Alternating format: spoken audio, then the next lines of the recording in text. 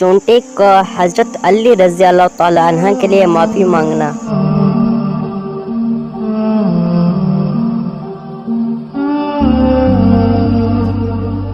दिन हजरत अली करमल्लाहु वजह कहीं जा रहे थे।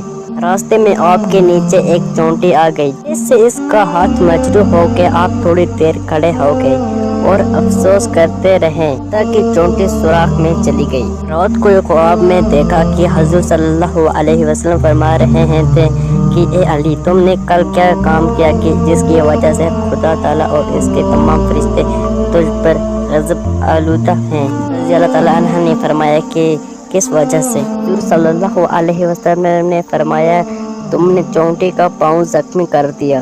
अब ताला की याद में से है और जब से पैदा हुई है जिक्र रही से गाफिल नहीं हुई, सिवाय इस वक्त के जब इसका पाँव मजरूह हुआ।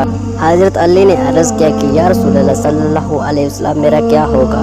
आप सल्लल्लाहु अलैहि वसल्लम ने फरमाया, ए अली, अगर वो चोंटी तुम्हारे लिए माफ़ी ना मांगती तो काम बहुत मुश्किल था, लेकिन इसने बारगाह रब्बुल इज़्ज़त में अर्ज़ कर दिया है कि ए अल्लाह, तेरे नज़दीक अमल का दरमदार नियत और इरादा है, लेकिन अली का इस काम में कोई कसद और इरादा नहीं था, तो बेहतर जानता है। चनांचे हक़ ताला ने इसकी माफ़ी कबूल फरमाई।